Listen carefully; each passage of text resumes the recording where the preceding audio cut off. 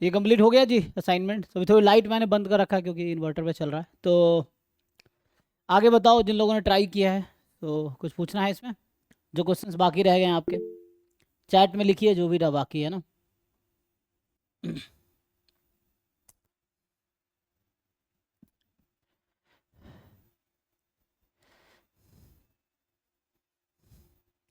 चलो one by one देखते हैं ना। तो 22 25 क्या है, कल देख रहे थे।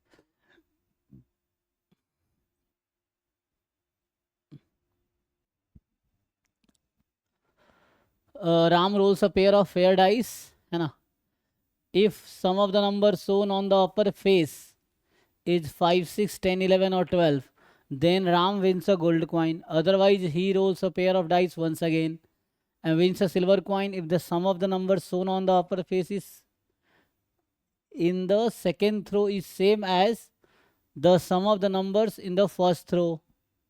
So what is the probability that he wins a gold or a silver coin? ठीक है जी, देख के पढ़ लीजिए, क्वेश्चन तो विजिबल होगा अच्छे से। तो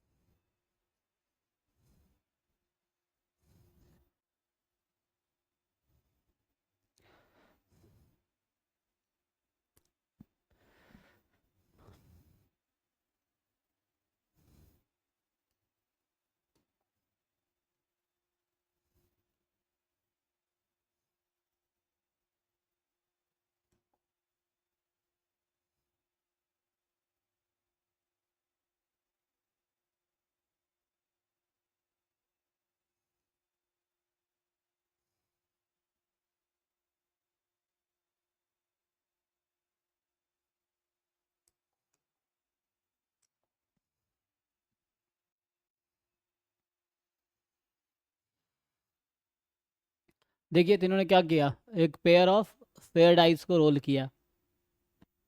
तो ऐसे है ना, इस केस में आप जानते हैं जो सैंपल स्पेस होगा 1 1 से लेके 6 6 तक, है ना। टोटल 36 आउटकम्स होंगे। अब इसमें सम पॉसिबल सम क्या है, तो सम हो सकता है 2 3, मतलब आउटकम का सम। जैसे 1 1 आया तो सम क्या है 2, 1 2 आया तो सम 3 एंड सो ऑन। तो सम कहाँ तक होगा, 12 तक। अब इसने आगे इस पे आपको बताया है कि sum of the number shown on the upper face 5 6 10 11 है, अच्छा, या 12 है।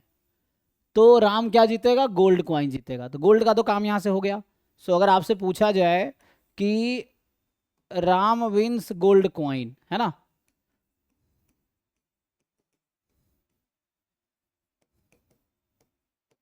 तो इसका क्या मतलब है कि इसका मतलब है जो सम है वो या तो 5 है या 6 है या 10 है,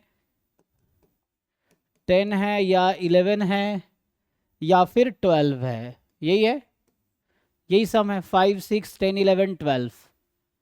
तो क्या आप लोग इसकी प्रोबेबिलिटी बता सकते हैं? स्पेशली इसका डाउट है हर्ष, बताओ भाई सम 5 होने की क्या प्रोबेबिलिटी है, फिर उसको ऐड कर देना 5 6 सर 10 15/36 आएगा उसका। टोटल, है ना। मतलब वही ना, सम 5 वाले कितने आउटकम है वो काउंट कर लो, सम 6 वाले कितने हैं, सम 10 वाले कितने, सम 11 वाले कितने हैं, ऐसे ही सम 12 वाले कितने हैं। तो वो सारे आउटकम काउंट करके लिख दो तो 15/36 हो गया। तो ये प्रोबेबिलिटी हो गया गोल्ड जीतने का, है ना। अब आगे फर्दर अदरवाइज, तो अदरवाइज का मतलब है 5 6 10 11 12 इनमें से कोई और।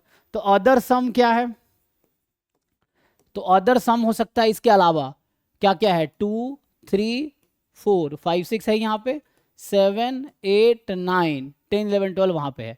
तो अदर सम ये है ना, सम अगर ये हुआ तो गोल्ड मिलेगा, है ना। गोल्ड नहीं मिलेगा क्या चांस है, तो गोल्ड मिलने के लिए सम था ये वाला 5 6 10 11 12। अदर मतलब गोल्ड नहीं मिलेगा, है ना। तो गोल्ड नहीं मिलेगा तो सम क्या हो सकता है, ये 2 3 4 वन 7। से माइनस करेंगे, 1 माइनस हाँ फिफ्टीन लेकिन बाई उसकी थर्टी जरूरत नहीं है अभी, आपको वो नहीं समझना अभी, आगे दो कहना क्या चाह रहा है कि अब अदरवाइज मतलब अगर सम 2 आया या 3 आया या 4 आया या 7 आया या 8 आया 9 आया, मतलब आउटवर्ड रोल किया आपने, कोई ऐसा आउटकम आया जिसके करस्पॉन्डिंग सम या तो 2 है, फॉर एग्जांपल 1 1 आ गया तो गोल्ड तो नहीं मिलेगा उसमें। तो अब आगे क्या करेगा, उसके बाद वो गोल्ड ना मिलने का चांस है जो आप कह रहे हो, ठीक है, कि नॉट गेटिंग गोल्ड, है ना, सो वो 1 माइनस हो जाएगा कि गोल्ड नहीं मिलेगा, इसकी प्रोबेबिलिटी है 1 माइनस कर दीजिए तो कितना आएगा ये 21/36, है ना, ये गोल्ड नहीं आने की मतलब इसके सम का है। लेकिन अब आप समझो कहना क्या चाह रहा है। अदरवाइज अगर इनमें से कोई सम आया तो क्या कर रहा है वो, he rolls the pair of dice once again, तो पहले एक बार रोल किया था, उनमें से सम अगर 2 3 4 7 8 9 वाला आउटकम आया तो फिर से उसने उसी पेयर ऑफ डाइस को रोल किया। तो अब क्या हो रहा है, wins a silver coin if the sum of the numbers shown on the upper face in the second throw is same as sum of the number in the first throw। तो मान लो इसके लिए मैं S1 बोल देता हूं, है ना, तो ये जो सम था लेट्स से S1 S2 कर देते हैं ना, तो ये S1 एक सेट कर देते, S2 कर देते, आपको ज़्यादा समझ आएगा। सो S1 गोल्ड के लिए S1 था ये, तो ये एक सेट है sum of possible some. Other सम जो बोल रहा हूँ ना,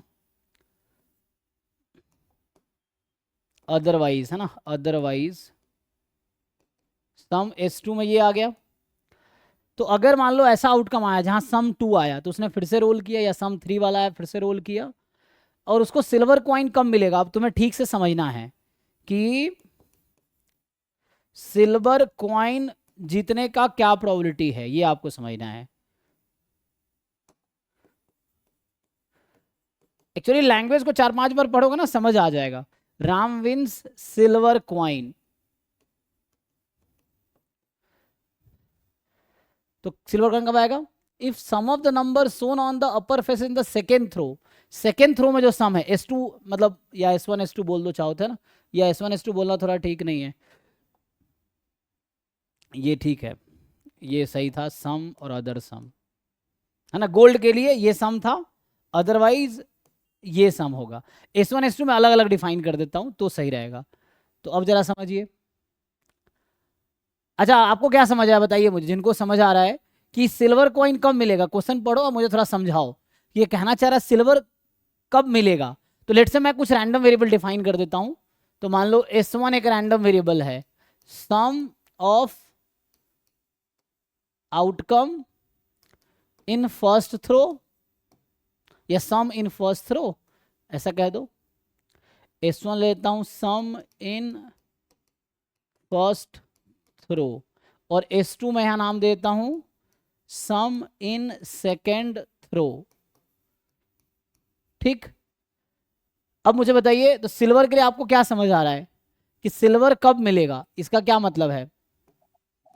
सर अगर फर्स्ट थ्रो में 2 आया सम, तो सेकेंड थ्रो में भी 2 आना पड़ेगा ऐसा, ठीक है, और उसमें से 5 6 10 11 12 ये तो होगा नहीं क्योंकि गोल्ड के लिए वो अच्छा चला अगर गया। है ना, अगर मतलब गिवन है, राइट, आप कह रहे हो अगर, अगर पहले में मतलब if first coin shows sum 2 then second coin also, तो ऐसा होता है ना, इफ एफ ऑकर्स या F occurred what is the probability of E occur, तो उसको क्या लिखते हो आप, ई गिवन एफ, ऐसा ना।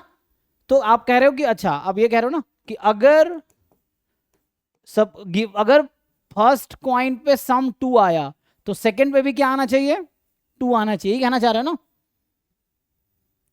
Yes sir. हाँ, तो अगर कोई आउटकम गिवन है ना, if this happen then this happen, तो वो कंडीशनल में आ जाएगा, है ना, जैसे हम लिखते हैं ना probability of A given E1, so if we select the first bag what is the chance of getting red और ब्लैक समथिंग, इस तरह होता था ना, तो ऐसा होगा फिर तो। और फर्दर इसको लिख सकते हैं कि if S1 is 3 so S2 also has to be 3,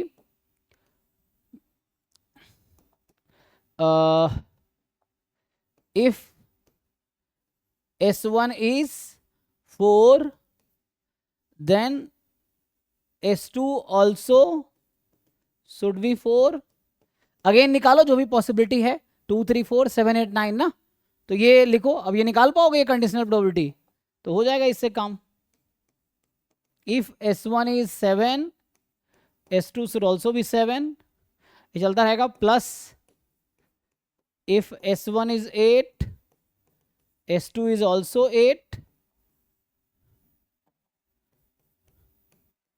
If S1 is 9, S2 is also 9 है। अब ये निकालो कंडीशनल प्रोबेबिलिटी, बताओ भाई निकाल पाओगे? क्वेश्चन ये है। तो एक टर्म मैं निकाल देता हूँ, बहुत सारे टर्म है ना, 6 टर्म्स है यहाँ पे, एक टर्म मैं फाइंड कर देता हूँ। आई थिंक बाकी आप फाइंड कर पाओगे, देख लो। हाँ या ना भाई, जिसका डाउट बताओ भाई, किसका डाउट है? हर्ष। यस सर, बस एक फाइंड कर दिए, बाकी कर लेंगे। मान लो पहला वाला कर देता हूँ। तो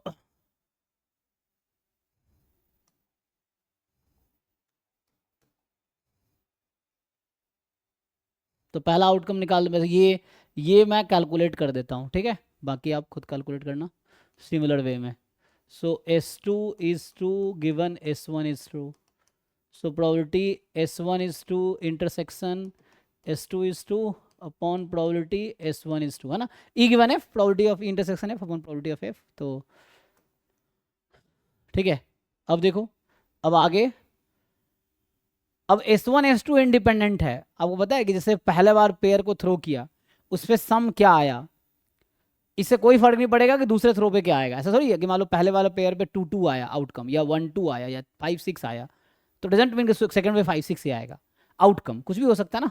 सो S1 S2 जो रैंडम वेरिएबल, हालांकि रैंडम वेरिएबल मैं बोल रहा हूँ, मतलब S1 S2 जो भी इवेंट है, आप समझो कि S1 में जो इवेंट है ना, अगर वैसे समझना चाहो तो पॉसिबल जो होगा, हालांकि यहाँ रैंडम वेरिएबल ही है, तो जो भी S1 S2 है वो इंडिपेंडेंट होगा। या मैं बोलूँ कि S1 इज इक्वल टू 2 जो इवेंट है और S2 इज इक्वल टू 2 जो इवेंट है, वो दोनों इंडिपेंडेंट इवेंट है, क्योंकि first throw will not affect the second throw. Coin या डाइस, इसमें थ्रो हमेशा इंडिपेंडेंट होता है। तो अच्छा एक मिनट, अगर इंडिपेंडेंट है तो कैंसिल हो जाएगा। डायरेक्ट S2 इक्वल्स टू 2 की प्रोबेबिलिटी निकालना। हाँ हाँ एग्जैक्टली आप सही कह रहे हो ना। अगर वो इंडिपेंडेंट है तो क्या यहाँ इंडिपेंडेंट है?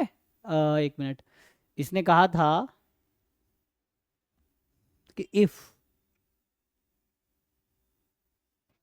आई थिंक इससे नहीं होगा, फिर तो वो वही आंसर आ जाएगा, 1 माइनस आ जाएगा, है ना।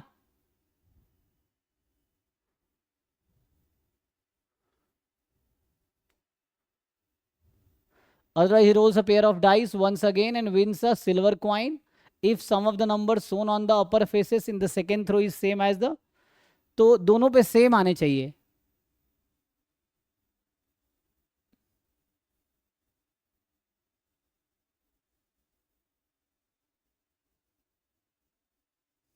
अगर इंडिपेंडेंट में कर दूंगा तो आउट वो हो जाएगा, तो उसके अकॉर्डिंग आंसर तो फिर S2 बराबर बस ही आ जाएगा, बस S2 बराबर 2 आ जाएगा उस केस में, तो क्योंकि E गिवन F की प्रोबेबिलिटी जो होती है, प्रोबेबिलिटी ऑफ E हो जाएगी अगर EF इंडिपेंडेंट है, राइट। तो यहाँ से तो आपका 1 माइनस आ जाएगा, 21/36 आ जाएगा।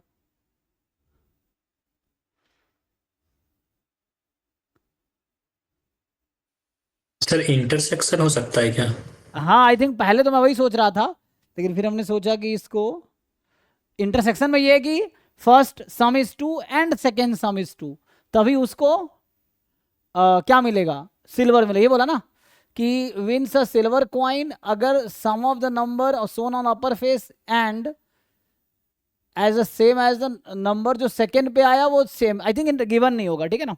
तो यहाँ पे कॉमा लगेगा। सो एक मिनट, इसको ना ये कॉमा लगा दो, तब सही हो जाएगा, वरना ये क्योंकि इंडिपेंडेंट S1 S2, तो उससे कोई ऐसा नहीं है कि गोल्ड और सिल्वर यहाँ कॉम्प्लीमेंट है, तो यहाँ एक्चुअली आएगा, है ना, इंस्टेड ऑफ राइटिंग दिस हमें कॉमा लिखना पड़ेगा।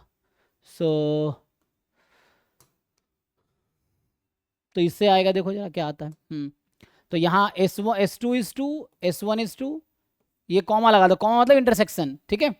तो इससे मैं क्या लिखना चाह रहा हूँ कि first sum is 2 and second sum is also 2, देन उसको सिल्वर मिलेगा, ऐसा यहाँ कह रहा है कि जो सेकेंड थ्रो में जो सम है और जो फर्स्ट थ्रो में सम है वो क्या है? इक्वल है, ठीक है। तो अगर ये 2 है तो ये भी 2 होगा, तभी ऐसा होगा, है ना। या इनडायरेक्टली मैं इसको अगर शॉर्ट में लिखता तो इसको ऐसा भी लिख सकता ना, summation probability x is equal x1 S1 is equal to k, S2 is equal to k या ऐसा समझो S1 is equal to S2 ऐसा। और जहाँ पे पॉसिबल सम क्या हो सकता है ओवर दिस सेट, जो अदर सम था उस पे, ये 2 3 4 7 8 9 इस पे, है ना। वही चीज़ है कि दोनों इक्वल होगा, sum in the first toss and sum in the second toss should be equal, वही चीज़ है ना। तो अब आ जाएगा, हाँ ठीक है, इंटरसेक्शन होगा, इसका मतलब है अब ये दोनों इंडिपेंडेंट है, क्योंकि वरना वो आंसर उधर से ही आ जाता। S2 is equal to 2 into, अब ये तो निकाल ही लोगे कि सम, है ना, पहले थ्रो में 2 आने का वही होगा, दूसरे थ्रो में होगा, कितना आएगा, कितने आउटकम है, आई थिंक 1/36 होल स्क्वायर। हाँ, तो ये आ जाएगा। ऐसे ही बाकी निकाल लीजिए, इंटरसेक्शन ही होगा, ठीक है ना, तो वो सही रहेगा। तो ये S1 is equal to S2 होगा, तब जाके उसको सिल्वर मिलेगा, और वो तब होगा जब ये वाला पहले में आया हुआ है, वरना पहले तो गोल्ड मिल ही जाएगा, ठीक है। तो ये एक्चुअली ये पूछना चाह रहा है, ठीक है। तो ये एक टर्म निकाला है मैंने, आपको सारे टर्म निकाल के फिर ऐड करने हैं, तो you have to find it, ठीक है भाई। तो ये है 22। नेक्स्ट जो है, तो जो आपका था एक्चुअली उसमें कई लोगों का भी हो जाएगा ना, 22 के बाद 25 भी है। 25 में क्या है भाई, तो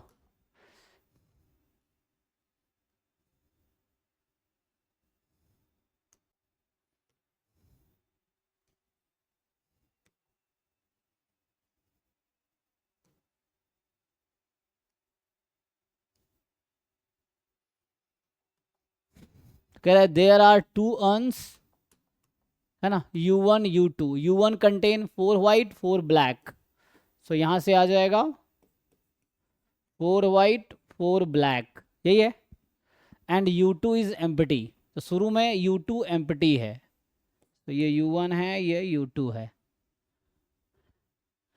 4 balls are drawn at random from U1 and transferred to U2, तो यहाँ से 4 बॉल आपने यहाँ से यहाँ ट्रांसफ़र किए, and then a ball is drawn at random from U2, then एक बॉल आपने यहाँ से ड्रॉ किया, है ना। 4 बॉल ट्रांसफ़र हुआ and 1 ball you have drawn from here, तो then the ball is drawn at random from U2, उसके बाद U2 ड्रॉ किया, सो क्या प्रोबेबिलिटी है कि ball drawn from U2 is white, ठीक है।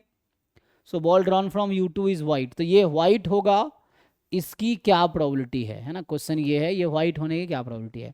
तो पहले एक्चुअली यहाँ पे ना पार्टीशन होगा, क्योंकि 4 कौन से बॉल है, तो क्या क्या पॉसिबिलिटी, अगर मैं पार्टीशंस लिखूं कि जो 4 बॉल ट्रांसफ़र हुए ये क्या क्या हो सकते हैं, या तो चारों वाइट हो सकता है ना, एंड 0 ब्लैक, या E2 में 3 वाइट एंड 1 ब्लैक, फिर ऐसे ही E3, मतलब जो 4 ट्रांसफ़र हो रहे हैं वो क्या क्या पॉसिबिलिटीज़ हैं वो देखना है आपको। तो यहाँ 2 वाइट 2 ब्लैक, E4 में 1 वाइट 3 ब्लैक, और E5 में 0 वाइट एंड 4 ब्लैक। इससे ज़्यादा कुछ पॉसिबिलिटी है कि ये 4 बॉल हम ट्रांसफ़र कर रहे हैं, यही हो सकता है। तो ये पांचों पॉसिबिलिटी है। अब आप जानते होंगे theorem of total probability, you apply it, तो ये पॉसिबिलिटीज़ हैं, है ना, ये 4 ट्रांसफ़र होंगे, इनमें से होगा। अब क्वेश्चन है कि क्या प्रोबेबिलिटी है कि जो बॉल हमने ड्रॉ किया ये वाइट होगा, है ना, ये है। या आप चाहो तो नया इवेंट डिफाइन करना चाहो तो नया इवेंट डिफाइन कर लो। सो लाइक मैं अगर यहाँ पे इवेंट ए डिफाइन करूँ कि ball drawn from U2 is white, यही है। तो यहाँ से प्रोबेबिलिटी ऑफ ए क्या होगा, you apply theorem of total probability, तो probability of EI into A given EI, theorem of total probability I from 1 to 5, can you find, so each term की probability निकालो, निकाल पाओगे, यस हाँ निकालो। सो E1 है ना, क्या 4 ट्रांसफर करने का मतलब ड्रॉ करना, है ना, ट्रांसफरिंग मतलब ड्रॉइंग, ये चीज़ है।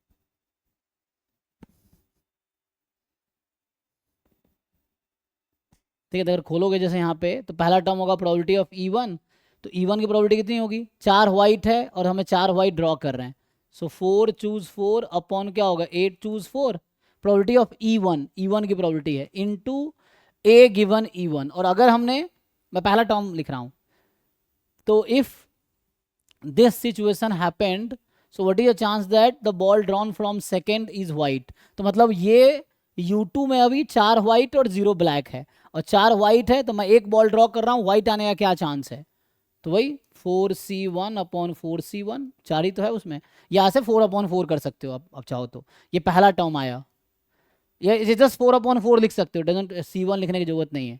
ऐसे में अगर E2 लिखूंगा नेक्स्ट टर्म, तो E2 में 3 व्हाइट 1 ब्लैक, तो उसमें कितने थे, 4 व्हाइट है, तो 4 में से 3 ड्रॉ करना होगा, 1 ब्लैक है, 4 ब्लैक में से 1 ब्लैक ड्रॉ करना होगा, टोटल 8 में से 4 ड्रॉ करना है। Now suppose U2 earn 2 has this situation 3 white and 1 black, so what is your chance after drawing one ball from U2 you will have white ball।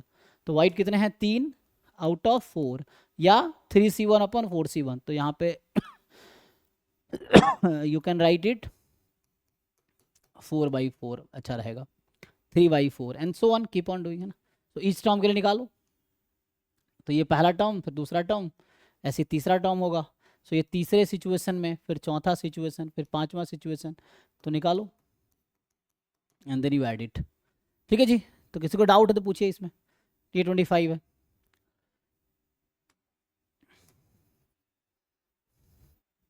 तो 2025 के बाद क्या है, 17 आई थिंक कल डिस्कस नहीं किया था, 17 22 26, तो 17 क्या है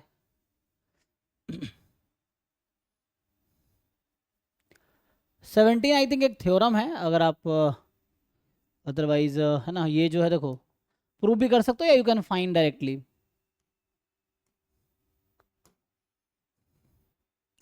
ये गुप्ता कपूर वाली बुक में एक थ्योरम है, इसमें ये कहता है कि मतलब ये रिजल्ट है that we can also proof, मतलब आप चाहो तो ट्राई कर पाओगे। इसमें ऐसा बोलता है कि सपोज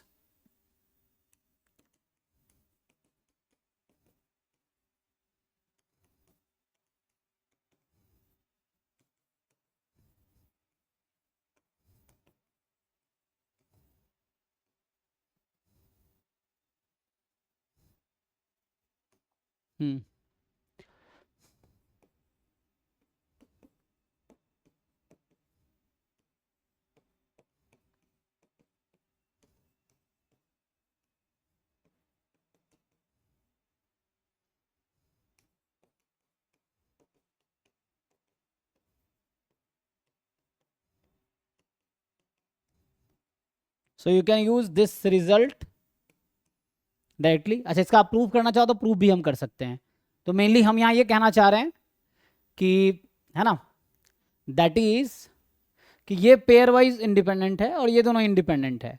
तो इसी को मैं अगर दूसरे वर्ड्स में लिखूं, इसी थ्योरम को मैथमेटिकली लिखूं, तो ये कहना चाह रहा है that is if probability of AI intersection AJ is equal to probability of AI into probability of AJ for all I different than AJ, and probability of A3 intersection A1 union A2 is equal to probability of A3 into A1 intersection A2, then ये हम prove कर पाएंगे। So if you remember it's fine, if you don't remember then you have to prove in this question also. इसी question में यही चीज करना पड़ेगा हमें। सो होगा क्या, then this quantity is equal to PA1 into PA2 into PA3। So ये एक थ्योरम है जिसको आप डायरेक्टली यूज करेंगे, सीधा सीधा आंसर आ जाएगा। इस थ्योरम का प्रूफ गुप्ता कपूर वाली बुक में है, जिनके पास fundamental of mathematical statistics Gupta Kapoor वाली बुक है, ये थ्योरम एज इट इज वहाँ लिखा हुआ है, आप चेक कर सकते हैं, प्रूफ भी वहाँ पे किया हुआ है, और हम भी प्रूफ कर सकते हैं, आसान है।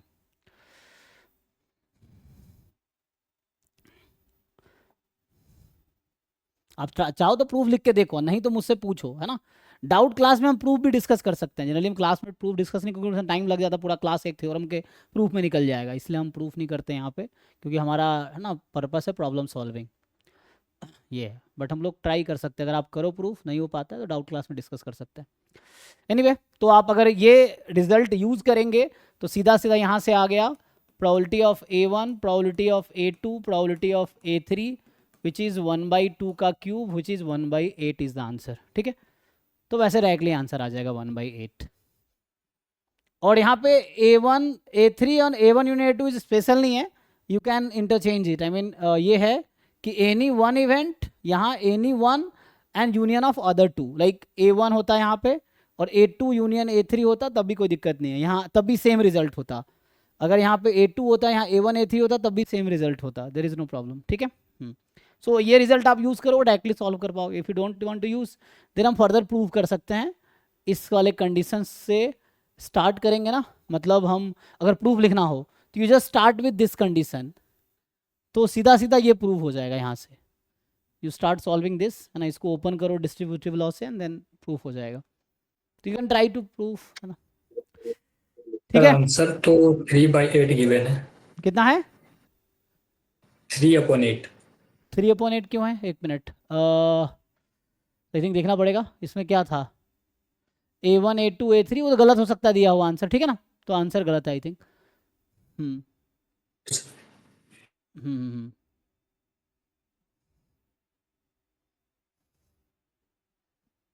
देख लो बाकी किसी का 3/8 आया है.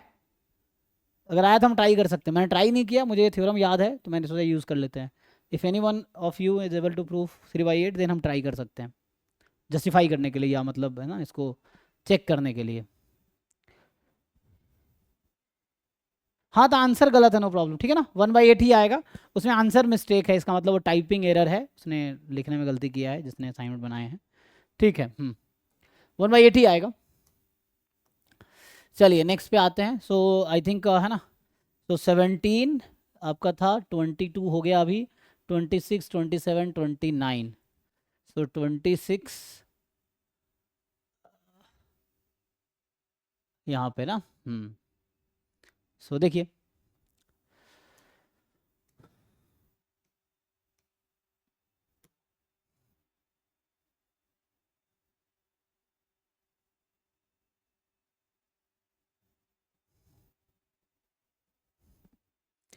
सो 26 है ना.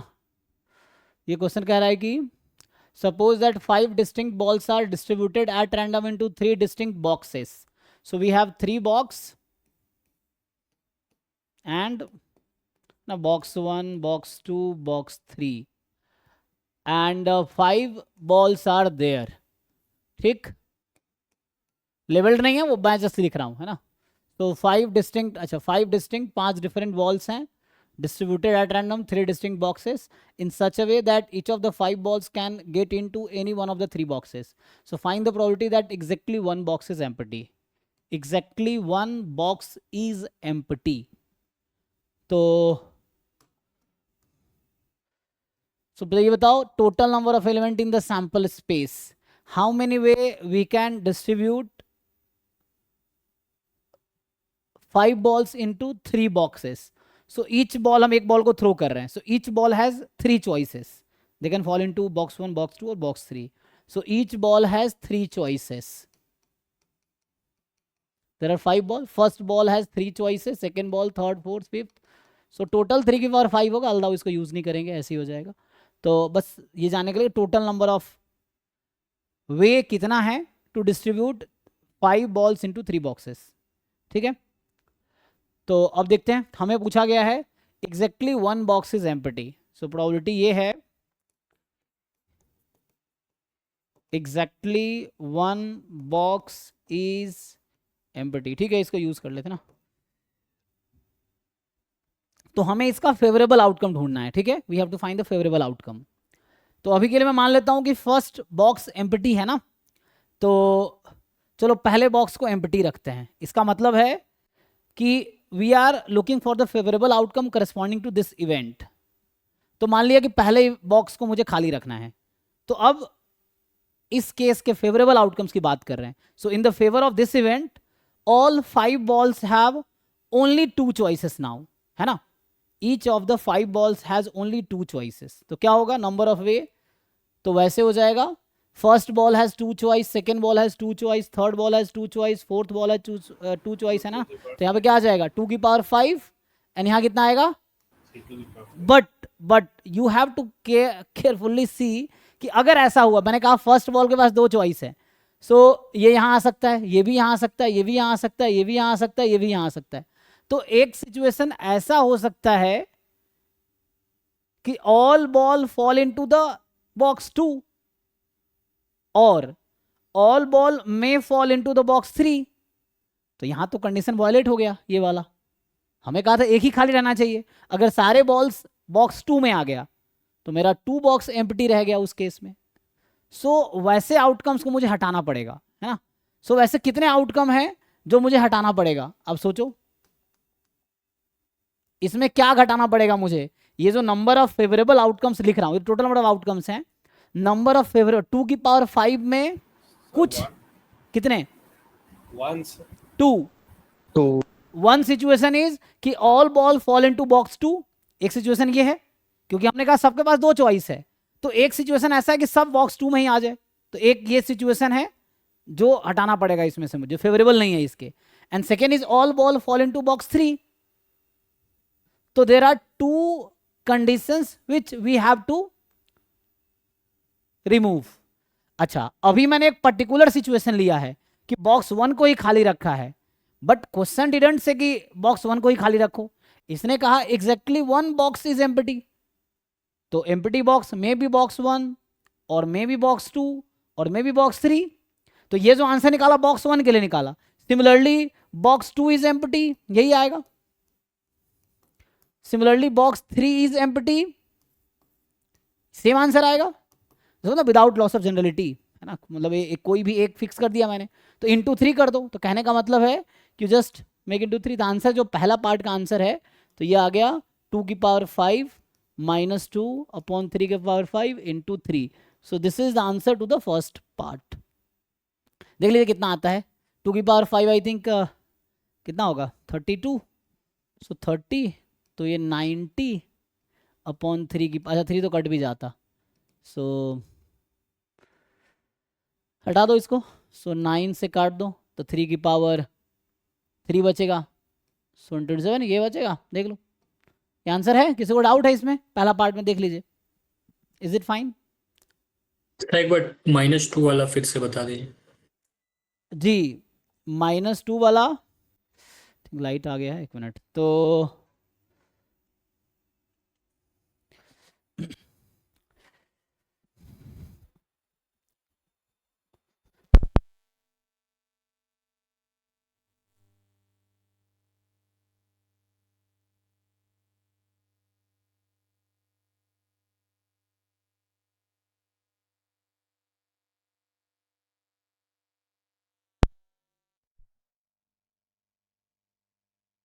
एक मिनट, वो लाइट आई और चली गई इसलिए शट डाउन। तो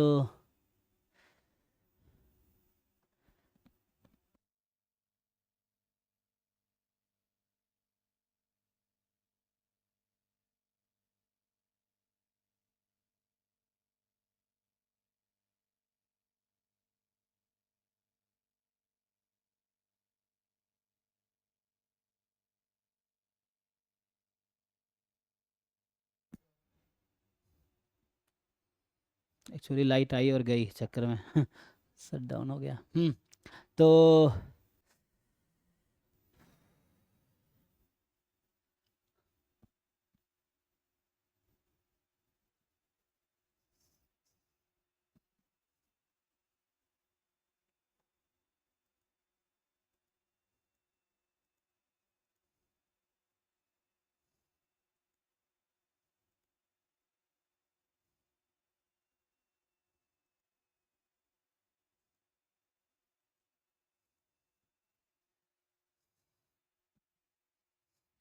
हाँ भाई, जिसको वो देखो, हमने क्या किया था तुम खुद सोचो। हमने पहला बॉक्स को खाली रख दिया, तो हमने ये कहा कि ऑल 5 बॉल्स हैव 2 चॉइसेस। उसको या तो बॉक्स 2 में जाना है या बॉक्स 3 में जाना है। तो सोचो ना, ऐसे कितने सिचुएशन है जहां ऐसा होगा, कुछ बॉल बॉक्स 2 में जाएगा, कुछ बॉल बॉक्स 3 में जाएगा। बट भाई एक सिचुएशन ऐसा हो सकता है ना कि 5 बॉल जो है, क्या हो सकता है, एक ही बॉक्स में चला जाए। वो तो तुम्हें खुद एनालाइज करना है सिचुएशन को। ये तो लॉजिकली वो तो एक्सपेरिमेंट करके देखना पड़ेगा तुम्हें, इसका मतलब है।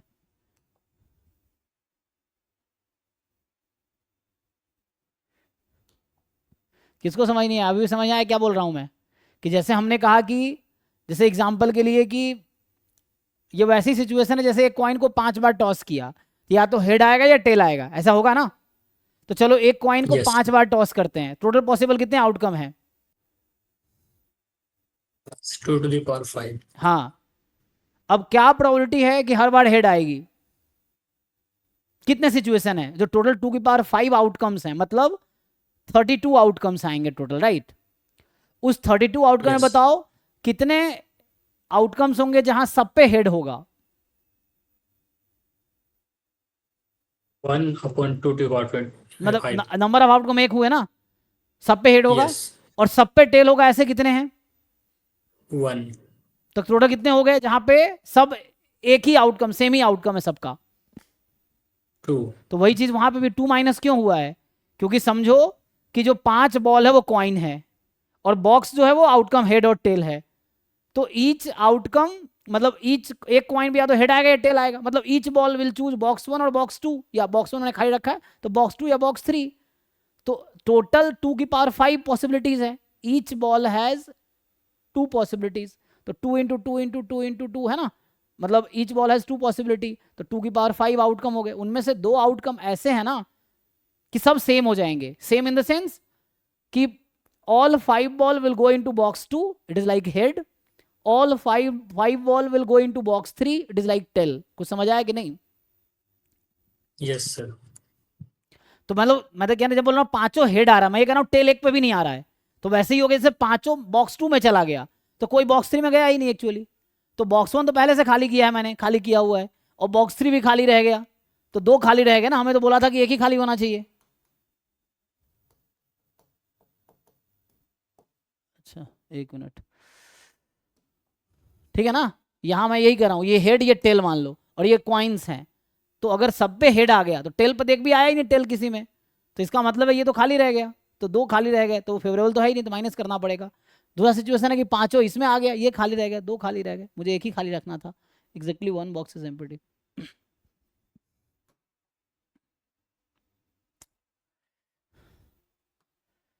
अब दूसरा सिचुएशन देखो, सेकेंड पार्ट है कि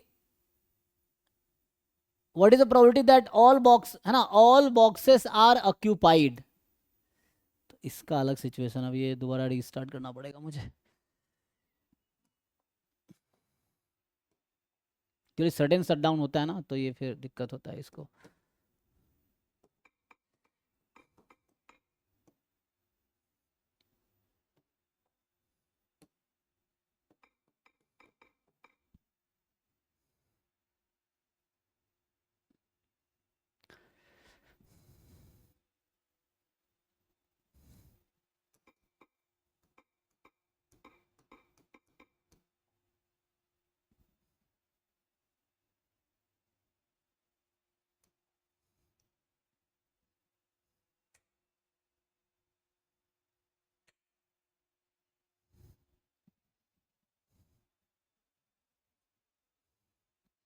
हाँ नेक्स्ट बताइए। तो अगला पार्ट क्या था कि क्या probability all boxes are occupied.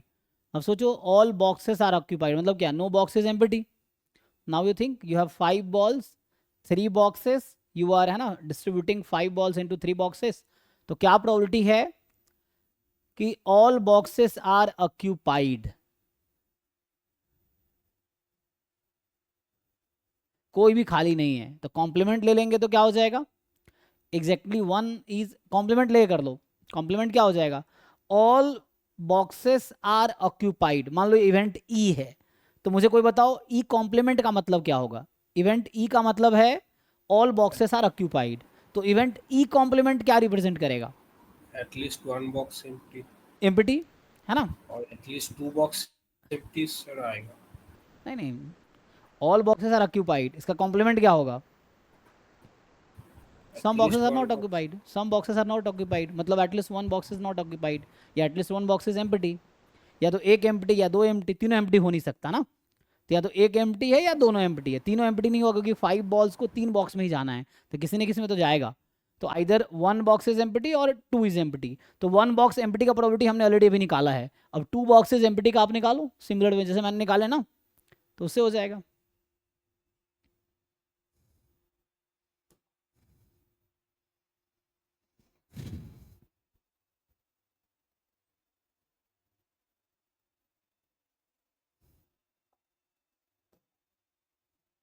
ठीक है, यहाँ मैं क्या बोल रहा हूँ, सो मुझे नेक्स्ट पार्ट में पूछा गया है probability all boxes are occupied. तो इसका मतलब है 1 minus probability at least 1 box is empty. Probability of E is equal to 1 minus probability of E complement. और इसको अब ठीक से लिखोगे, सो 1 माइनस, अब एटलीस्ट 1 बॉक्स इज एम्प्टी को हम ब्रेक कर सकते हैं probability exactly 1 box is empty, जो कि ऑलरेडी मैंने अभी फाइंड कर दिया। तो इसका आंसर निकाल चुके हैं हम, प्लस ब्रैकेट में लिख रहा हूं exactly 2 box is empty, is नहीं होगा, आर होगा ना, at least 2 box, exactly 2 box are empty. तो ये आपको निकालना है इन द सेम वे जैसे मैंने, ये तो आंसर आ चुका है ना, इसका आंसर यही है जो हमने अभी निकाला है, ये वाला 10/27। तो ये इसका आंसर है पहले वाले टर्म का। दूसरे टर्म का उसी तरीके से निकालो जैसे मैंने निकाले थे, निकाल पाओगे, दिमाग लगाओ। सो 1 माइनस, इसका आंसर तो आ चुका है 10/27 इस वाले का। अब ये निकालना है एग्जैक्टली 2 बॉक्सेस आर एम्प्टी, तो 2 एम्प्टी, इसका मतलब क्या है 5 बॉल्स हैज ओनली 1 चॉइस। अगर मान लो इस सिचुएशन में मैं बोलूँ चलो पहला और दूसरा को एम्प्टी रखते हैं, एग्जैक्टली 2 को एम्प्टी रखना है, तो अभी के लिए for the time being first and second को हम एम्प्टी रखते हैं। तो each ball has only 1 choice and which is box 3 favourable to this outcome. इसके आउटकम को फेवरेबल की बात कर रहे हैं, तो मुझे 2 को एम्प्टी रखना है, तो फर्स्ट सेकंड को एम्प्टी रखते हैं। तो each ball has exactly 1 choice, तो 1 इंटू 1 इंटू 1 इंटू 1 इंटू 1, 1 की पावर 5 1 रहेगी। तो इसकी प्रोबेबिलिटी वैसे आएगी 1/3 की पावर 5। बट अभी आप ध्यान से सोचोगे तो मैंने अभी क्या किया था, मैंने 1 2 को एम्प्टी रखा था, बट इसने तो ये थोड़ी कहा कि 1 और 2 ही एम्प्टी है, इसने कहा कोई भी 2 एम्प्टी है। तो 1 2 एम्प्टी हो सकता है, 1 3 एम्प्टी हो सकता है, 2 3 एम्प्टी हो सकता है, देयर आर 3 डिफरेंट सिचुएशंस। तो ये 3 बार ऐड हो जाएगा, तो इंटू 3 कर दो, this is your answer. Simplify कर लो, सो 1 माइनस 10/27 और यहाँ 3 काटोगे तो 1 आई थिंक 81 हो जाएगा जी, देख लो। तो ये जो भी आंसर आएगा ये आंसर है, यू जस्ट फाइंड दिस। किसी को पूछना है तो पूछो अभी, अगर इसमें कुछ कन्फ्यूजन है। डन जी।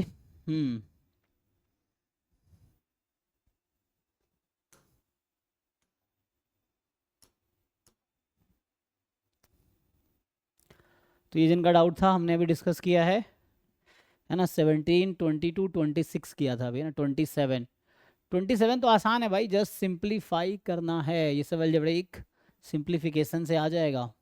आंसर नहीं मैच हो रहा आपका, अच्छा हमने ट्राई तो किया है, चलो देखते हैं। तो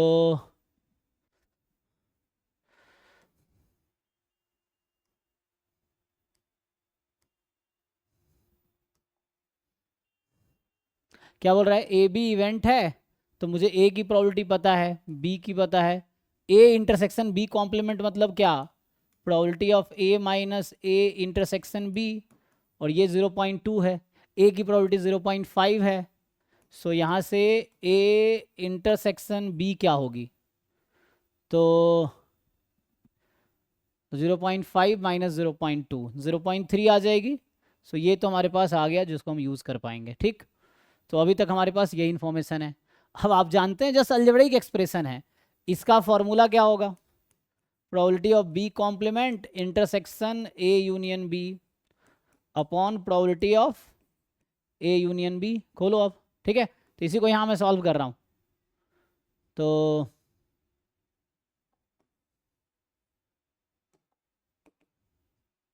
ठीक है जी, करो सॉल्व। अब बताओ इसमें क्या दिक्कत है, इसको ब्रेक कर दो डिस्ट्रीब्यूटिव लॉ से, तो जो उसका टर्म है न्यूमरेटर में उसको डिस्ट्रीब्यूटिव लॉ से ब्रेक करो। So B complement intersection A union B complement intersection B होता है ना, A into B plus C, तो A into B plus A into C, distributive law. और इसका फॉर्मूला तो आप जानते हो, P A plus P B minus A intersection B. अब पुट कर लो, तो इसमें बी और बी कॉम्प्लीमेंट में क्या कॉमन है, एम्प्टी सेट, तो प्रोबेबिलिटी ऑफ है ना समथिंग यूनियन एम्प्टी गायब, तो ये बचा ए इंटरसेक्शन बी कॉम्प्लीमेंट जो डायरेक्ट मुझे गिवन है, और ये हम फाइंड कर सकते हैं।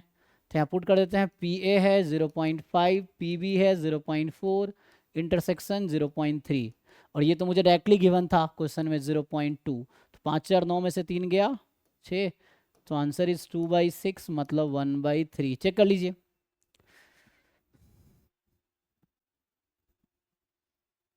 किसी को डाउट है तो पूछो भाई इसमें।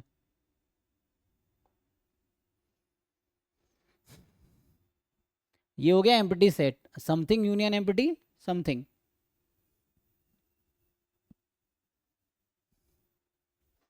ओके जी, तो 26 27 हो गया, 29 29 क्या है जी?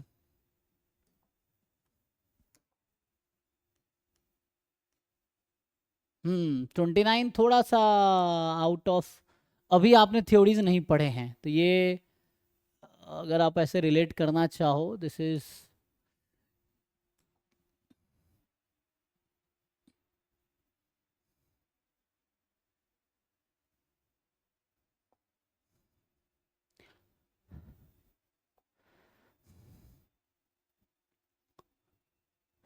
फिर थोड़ा ट्राई करो तुम लोग, है ना। एक और मटेरियल में भेजूंगा अगर आप सॉल्व करना चाहो तो। प्रॉब्लम सेट तो बहुत है प्रैक्टिस करने को, जितना तुम कर सको उतना बढ़िया है।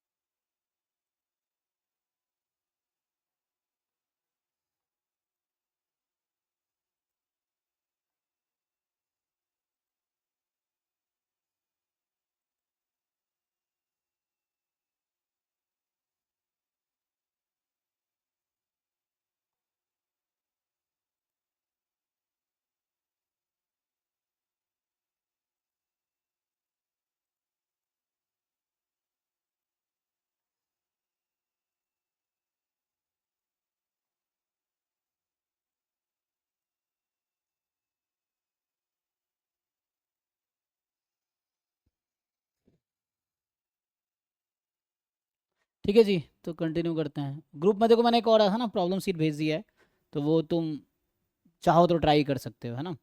सो वो बेसिक हालांकि वो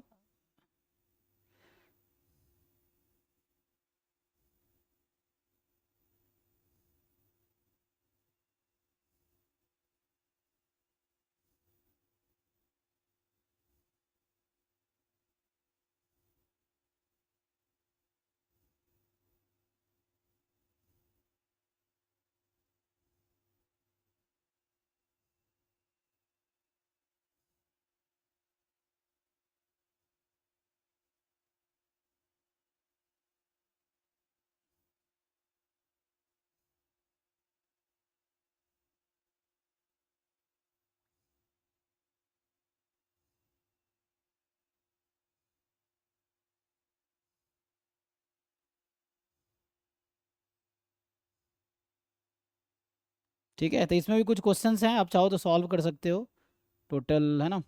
जो भी ग्रुप में कहा, ये तो असाइनमेंट है, ये तो करना ही है जो मैं भी कर रहा हूँ ना। सो ये तो आपको करना ही है। पहले आपने 11 12 वाले किए हैं, ये भी सॉल्व कर रहे हो, ये तो असाइनमेंट करना ही है। इसमें भी अराउंड है ना कितने क्वेश्चन हैं। टॉपिक 1 में टोटल 29, अराउंड 30 मान लो, 20 50 90, इधर 20 लगा लो, 110 इधर 20, तो अराउंड 130 क्वेश्चन है इसमें जो भेजा है मैंने, उसमें 130 क्वेश्चन। इससे तो आप बेसिक, तुम्हारा फाउंडेशन बहुत स्ट्रांग हो जाएगा। तो आगे है ना, कई बार बच्चे प्रोबेबिलिटी से डरते हैं, बेसिक प्रोबेबिलिटी से।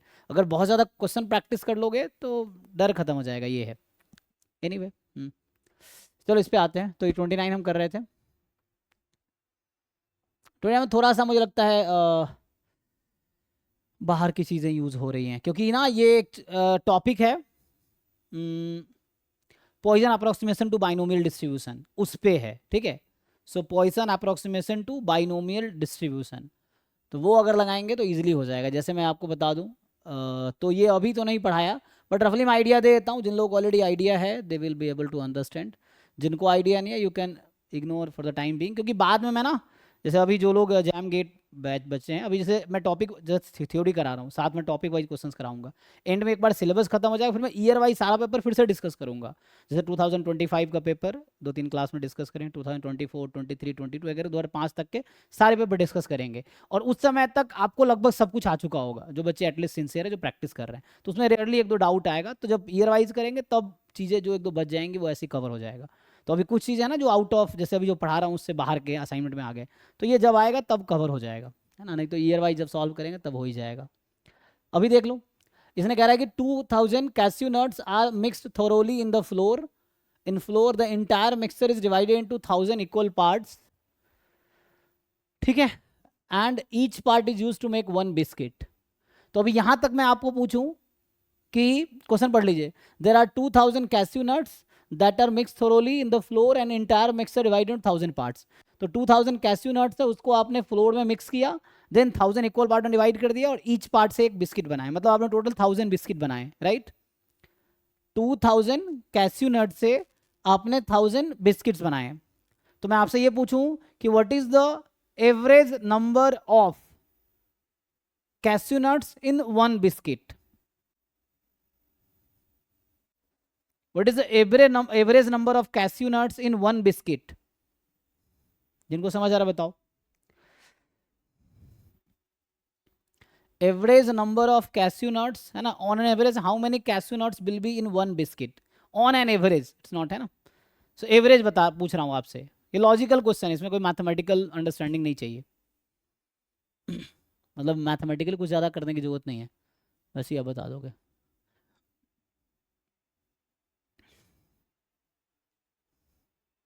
हाँ, है ना, 2 होगा, बिकॉज 2000 कैस्यू नट्स से 1000 बिस्किट बन रहे हैं।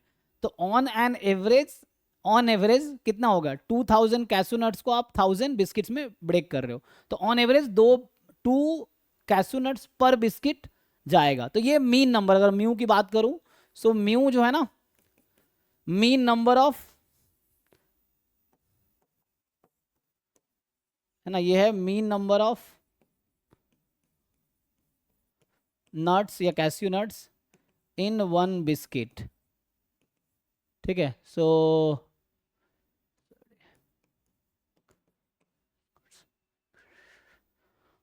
तो ये एक्चुअली मीन कितना है यहाँ पे 2 होगा एक्चुअली, ठीक है, मीन 2 है। और क्या बोलना चाह रहा है, assume that no cashew nuts are broken in the process, so biscuit is picked up at random. एक बिस्किट को आपने एट रैंडम पिक किया, देयर आर 1000 बिस्किट्स, एक बिस्किट पिक करने कितने चॉइस है, so it will be 1 out of 1000। तो the probability that it contains no cashew nuts, क्या प्रोबेबिलिटी है, it contains no cashew nuts, है ना। तो एक्स अगर मैं ले लूं कि नंबर ऑफ कैश्यू नट्स जो भी है ना,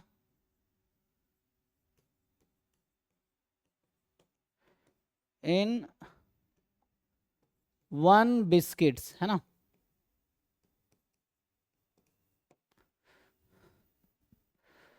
सो बताओ what is the support of X. जैसे तो क्वेश्चन में ये था कि 2000 cashew nuts are mix thoroughly in the flour and it is divided into 1000 parts, और ये बोलना चाह रहा है कि कोई कैश्यू नट्स है ना, no cashew nuts are broken in the process. तो रैंडमली आपने 1000 पार्ट में ब्रेक किया है, तो मैं ये पूछना चाह रहा हूं कि number of cashew nuts in 1 biscuit, X का सपोर्ट क्या हो सकता है, कि कितने एक बिस्किट में, what are the total number of possible cashew nuts in 1 biscuit, कितना होगा।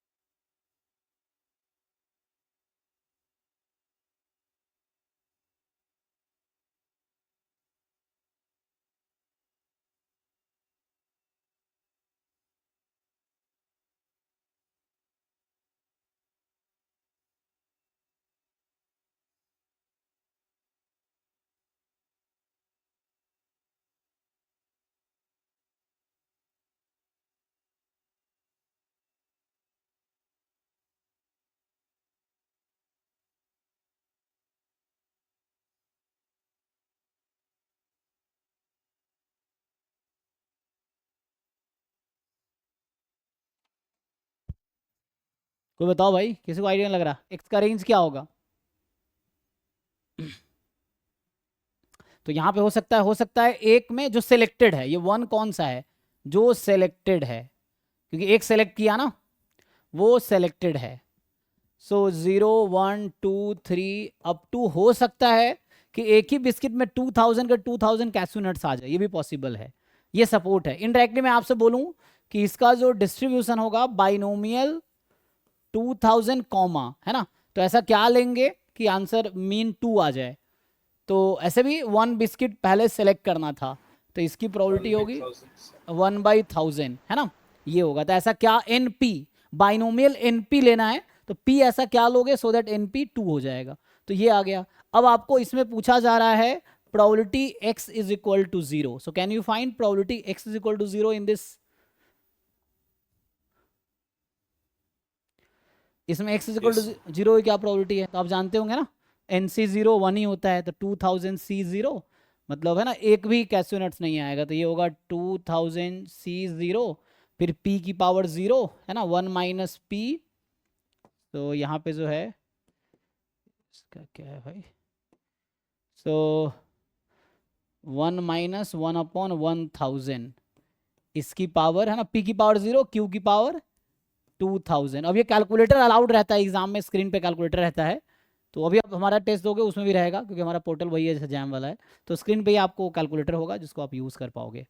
तो यहाँ से निकाल लीजिए, तो NC0 तो 1 हो गया, तो ये हो गया 999/1000, इसकी पावर 2000। अगर इतना कैलकुलेशन से बचना है तो एक और रूल होता है, Poisson approximation to binomial distribution, कि जब n बहुत लार्ज हो तो binomial distribution can be approximated to Poisson distribution, लेकिन पॉइसन मैंने डिस्कस नहीं किया है। बाइनोमियल चूंकि आप 11th-12th क्लास में पढ़ चुके हो इसलिए यूज़ कर रहा हूँ। ठीक है, तो ये निकल आएगा, बताओ क्या आंसर आएगा एक बार देख के। कैलकुलेटर यूज़ करो, कैलकुलेटर यूज़ करके आंसर बताइए।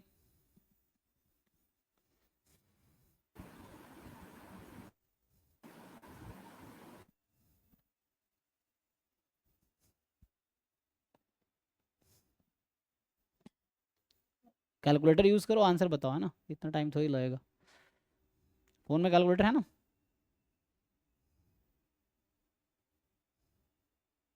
Zero point one three five 0.135, चलो अप्रॉक्स ये है।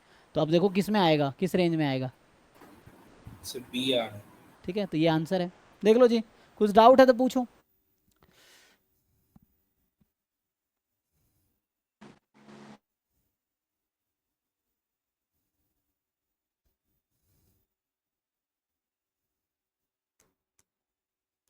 चलिए, तो 29 के बाद आपका क्या, जिन लोगों ने चैट में लिखा है वो मैं सॉल्व कर दे रहा हूँ।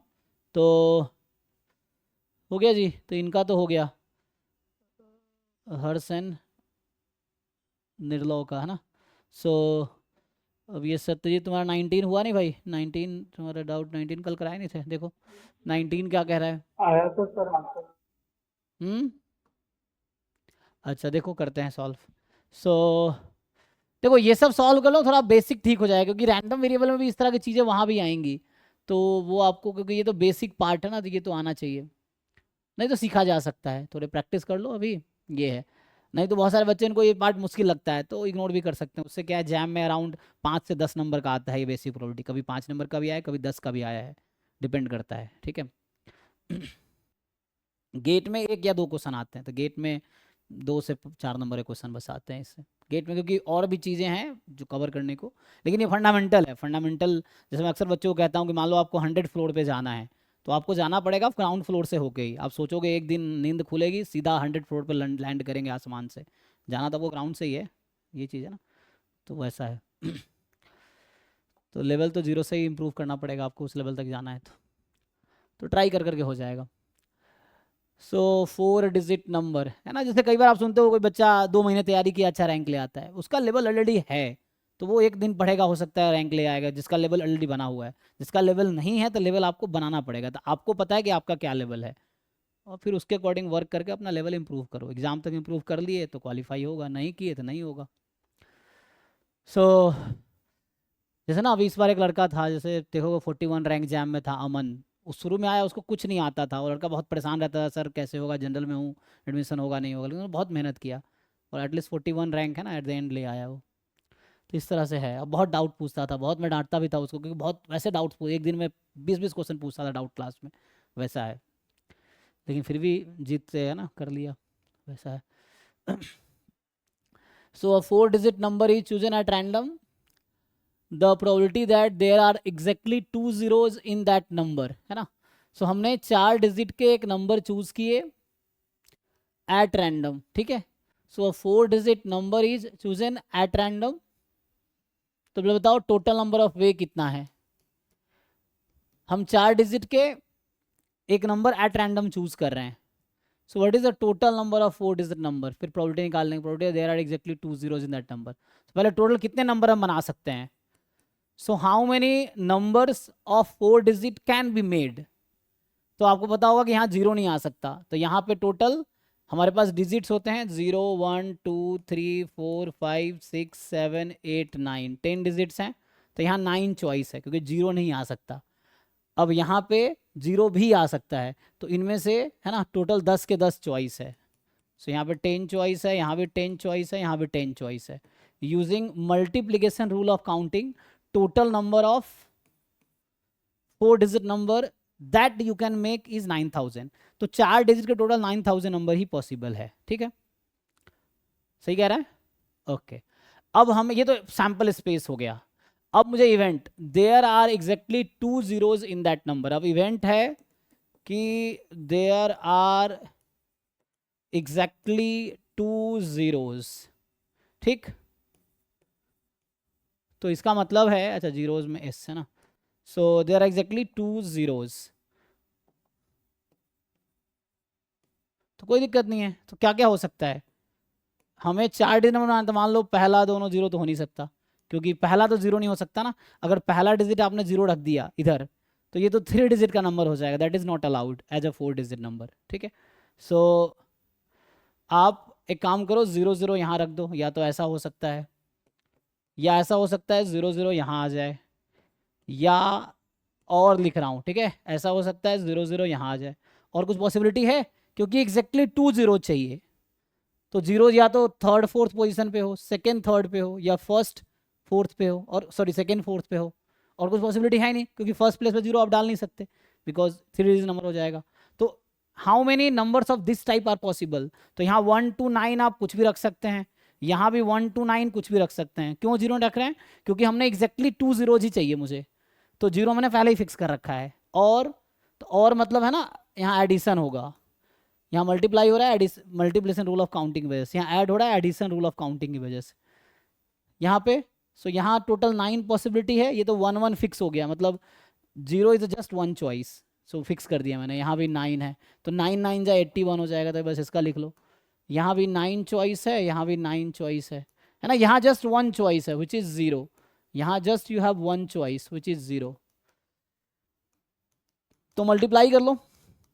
Here you have just 1 choice, here you have just 1 choice. तो कितने हो गए टोटल, तो number of element in E, तो इसको मल्टीप्लाई करोगे 9 9 जा 81 81 81. सो 81 3 बार, तो कितना हो गया 243. और कुछ हो सकता है जी, देख लो. एग्जैक्टली 2 zeros होने चाहिए, मुझे लगता है इतना ही आउटकम है. तो मेरे हिसाब से प्रोबेबिलिटी यही होनी चाहिए. तो जो sorry number of element in E, so probability of E हो जाएगा 243 अपॉन 9000. देखो भाई कितना आता है, ये यही होना चाहिए. चेक. ऑप्शन सी आ रहा है सर. सी आ जाएगा ना. देख लीजिए वहाँ के लोग, किसी को डाउट है तो बताइए. इसको डिवाइड कर लीजिए. डन. नेक्स्ट देखिए, जिनका डाउट है 19 हो गया ना. तो 22 25 28 29 ये हो चुका है ना. 22 25 हो चुका है. क्या बचा है इनमें से, 22 तो मैंने है ना अभी कराए हैं आज ही. 23 है ना, 25 28 29 25 भी कराए हैं अभी. सर हाँ 23 सर बचा हुआ है. कौन सा, सर 23. 23. सर तो खुद से किए हो कि नहीं. सर ट्राई किया था सर, इसका जैसा सेम क्वेश्चन नंबर 30 में भी था. ये कह रहा है system consisting of n component functions if and only if at least one of the n component functions. Suppose that the n component of the system function independently, each with the probability 3/4. If the probability of functioning of the system is 63/64, then value of n is. So ये हालांकि एक topic broad area में reliability होता है उसका question है, लेकिन ये बेसिक प्रोबेबिलिटी का ही है. तो सोचो ये सब क्यों नहीं कर पा. ठीक है, अभी मैं सॉल्व कर देता हूँ, सीखोगे ना आप, क्योंकि आप अभी सीख रहे हो. जो लोग प्रिपरेशन करने आए वो सीखने ही आए हैं, तभी आप सीखो, कोई दिक्कत नहीं है ना. बाद में आपसे ये सब क्वेश्चन सॉल्व होने चाहिए. तो एक रेगुलर टाइम बाद आपको जब मैंने करा दिया, आप खुद से बैठ के सॉल्व करो, आपसे सारे क्वेश्चन हो जा रहे हैं, मतलब आपने सीख लिया है ना. देन आप नए क्वेश्चन ट्राई कर सकते हो, और वो भी आपसे हो जा रहा है, देन है ना आपका लेवल इंप्रूव हो रहा है, इसका मतलब. तो system consisting of n component functions if and only if at least one of the n component functions. तो वैसे अगर आपको याद हो, सीरीज सिस्टम और पैरेलल सिस्टम का आइडिया है, जो लॉजिक गेट्स या फिजिक्स में आपने पढ़ा होगा. तो ये किस तरह का मशीन है, सीरीज सिस्टम है या पैरेलल सिस्टम है, देख के बताओ जिन लोगों को समझ आ रहा है. है ना, करेक्ट. एक भी कंपोनेंट अगर वर्क कर रहा है, सिस्टम वर्क करती रहेगी, तो ये पैरेलल सिस्टम है एक्चुअली. है ना, कि जैसे सिस्टम रहता है, एक कंपोनेंट यहाँ है, दूसरा कंपोनेंट यहाँ है, और ये और गेट. हाँ और गेट टाइप में होगा. जी जी जी, है ना. तो इस तरह का सिस्टम है, कंपोनेंट 1 कंपोनेंट 2 कंपोनेंट n. तो यहाँ से मान लो कोई इलेक्ट्रिसिटी आ रही है, यहाँ जा रही है फॉर एग्जांपल, हाँ उस टाइप का और गेट टाइप का, है ना. तो इसने कहा एक सिस्टम बनाया मैंने जस्ट, ये कंपोनेंट 1 है, कंपोनेंट 2 कह रहा है कि n कंपोनेंट है और वो सिस्टम चलती रहेगी अगर कम से कम एक भी कंपोनेंट चल रही है ना, तो यही पैरेलल सिस्टम होगा कि यहाँ से अगर मान लो फॉर एग्जांपल कोई फ्लो आया तो ये पास होगा, तो सिस्टम विल कीप रनिंग अगर एक भी कंपोनेंट वर्क कर रही है तो ये पैरेलल सिस्टम बोलते हैं इसको, है ना। और अगर ऐसा बोलता है system is functioning if and only if all of the components are working, तो सीरीज सिस्टम हो जाएगा। या system fails if any one of the component fails, तो वो सीरीज सिस्टम हो जाता। तो अभी कह रहा है कि ऐसा है, suppose that the n components of the system function independently each with probability 3/4। ये बोलना चाह रहा है कि जो each component है वो IID है, इंडिपेंडेंट है और आइडेंटिकली डिस्ट्रीब्यूटेड है। क्यों बोल रहा हूँ आइडेंटिकली डिस्ट्रीब्यूटेड है? क्योंकि सब पे probability 3/4 ही है, क्या करने की, फंक्शन करने की ना। सो component will be functioning with probability 3/4 and each component, तो सबकी probability सेम है और सब इंडिपेंडेंट है तो IID हो गया, components are IID। अब क्वेश्चन है if the probability of functioning of the system is 63/64, तो probability of system functioning is 63/64। और मैं अब आप लोगों से पूछूं कि इसका कॉम्प्लीमेंट क्या होगा। अच्छा चलो एक मिनट, सिस्टम फंक्शनिंग का मतलब क्या है? System functioning means what? At least one of the component work, at least one of component work, यही मतलब है, या functioning this probability is 63/64। हाँ, now I'm asking 1 minus, तो ये जो स्टेटमेंट लिखा है इसका कॉम्प्लीमेंट स्टेटमेंट क्या होगा? ये जो स्टेटमेंट है इसका कॉम्प्लीमेंट स्टेटमेंट क्या होगा? At least one of the component functioning का कॉम्प्लीमेंट।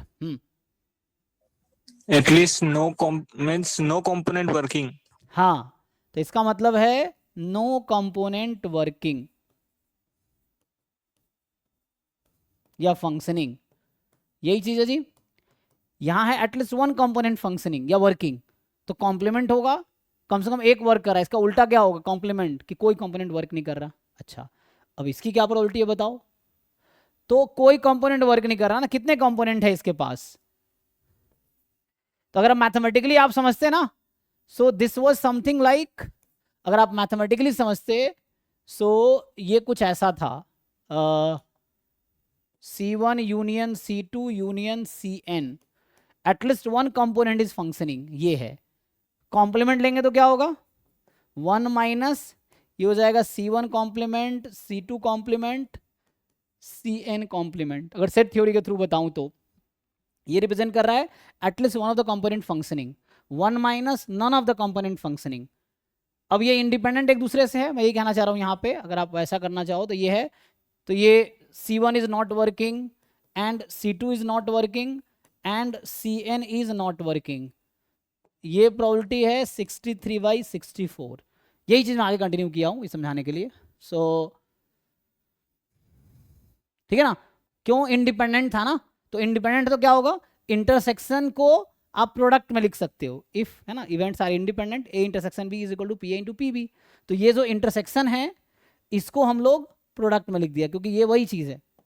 फिर से लिख रहा हूँ, ये जो लिख रहा है ना, this represent C1 union C2, ये कहना चाह रहा हूँ यूनियन Cn, और ये जो हम लिख रहे हैं यहाँ पे 1 माइनस, यहाँ है C1 complement, C2 complement, Cn complement. अब इस कॉम्प्लीमेंट को मैंने ब्रेक कर दिया बिकॉज ऑफ इंडिपेंडेंस गिवन है क्वेश्चन में, इसीलिए। अब मुझे बताओ first component is not working, इसकी क्या प्रोबेबिलिटी होगी? First component is not working 1/4. 1/4। Second component is working, sorry not working, component complement लगा रखा है, फिर 1/4, फिर 1/4, तो 1/4 चलता रहेगा कितनी बार? n time. This is 63/64।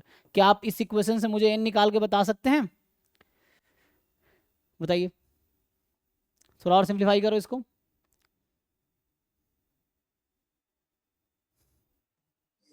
Three आ रहा है सर। ठीक है ना? सो बाकी लोग देख लीजिए, है ना, क्योंकि इसको और थोड़ा ले जाओगे तो ऐसा हो जाएगा 1/4 की power n is equal to 1/64, और 64 हो जाएगा 1/4 का क्यूब, तो इसीलिए n बराबर 3 आ जाएगा। ठीक है, तो इसका मतलब है उस सिस्टम में 3 कंपोनेंट है, there are 3 component in that system. ठीक है, जैसे ये वैसे ही क्वेश्चन हो गया, जैसे मान लो कि है ना कोई ब्रिज है, ब्रिज वैसे बना रहे हो तुम, मान लो अगर वैसे तुम एप्लीकेशन देखना चाहो तो एक एक पिलर एक कंपोनेंट है मान लो फॉर एग्जांपल, है ना, या कुछ वैसा है सिस्टम है, तो उस तरह से कितने पिलर्स लगाने की कम से कम जरूरत है ताकि इतनी रिलायबिलिटी हो, है ना, कि सिस्टम फंक्शन करती रहे, तो कितने पिलर्स लगाने पड़ेंगे। मतलब इस तरह मैं बता रहा हूँ कुछ सारा रियल सिचुएशन में ऐसा हो सकता है, बट हमें यहाँ पे मैथमेटिकली चीज़ों को डील करना, not in the real life, but ये वैसा वहाँ पे यूज़ होता है, ठीक है ना। जैसे आप देखते हो ना कोई ब्रिज बन रहा है तो कैसे पता चलता है कि 100 पिलर लगाने हैं या 50 पिलर लगाने हैं, है ना, या तब ट्रक देखते हो किसी ट्रक में 4 पहिया है, किसी में 14 पहिया है ना, 14 है, किसी में 18 है, किसी में 20 भी है, तो कैसे डिसाइड होता है कि इसमें कितना लगाना है, क्योंकि वो कितना वजन सह सकता है ना, उसके अकॉर्डिंग, है ना। और कैसे डिसाइड करते हैं वो लोग उसके अकॉर्डिंग।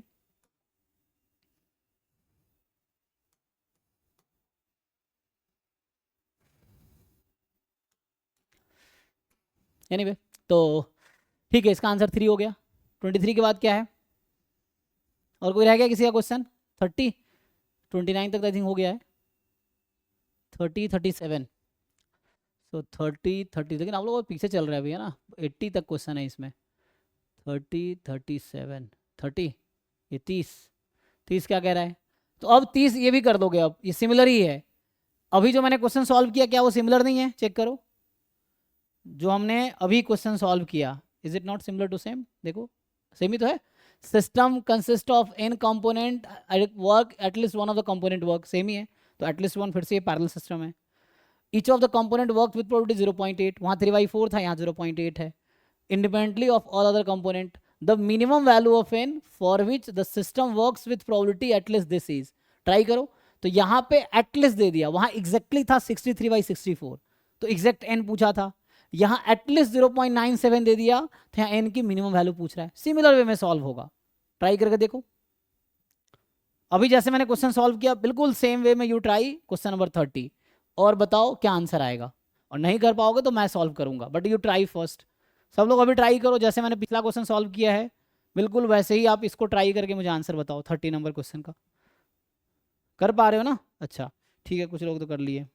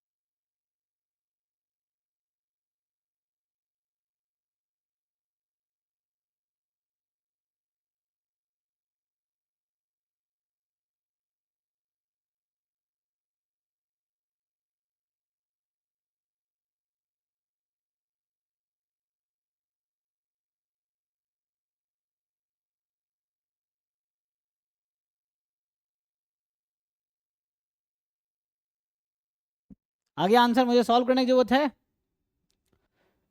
किनका डाउट था स्पेशली? है नहीं सत्यजीत? आ गया सर। हो गया ना, चलिए आगे बढ़ते हैं फिर। तो अगला डाउट क्या है आपका? 37।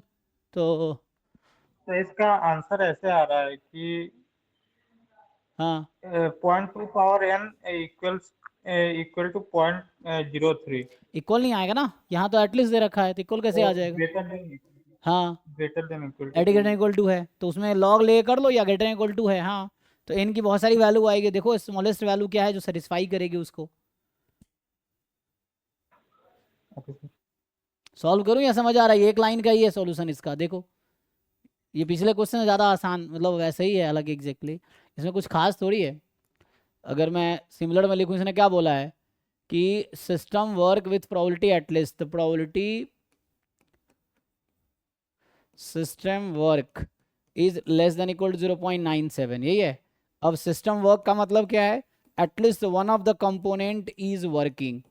तो C1 union C2, at least one of the component is working, this is 0.97। इसका कॉम्प्लीमेंट ले लो, so 1 minus none of the component is working, C1 complement union नहीं इंटरसेक्शन हो जाएगा, C2 कॉम्प्लीमेंट Cn कॉम्प्लीमेंट, ये आ जाएगा, एंड 1 माइनस।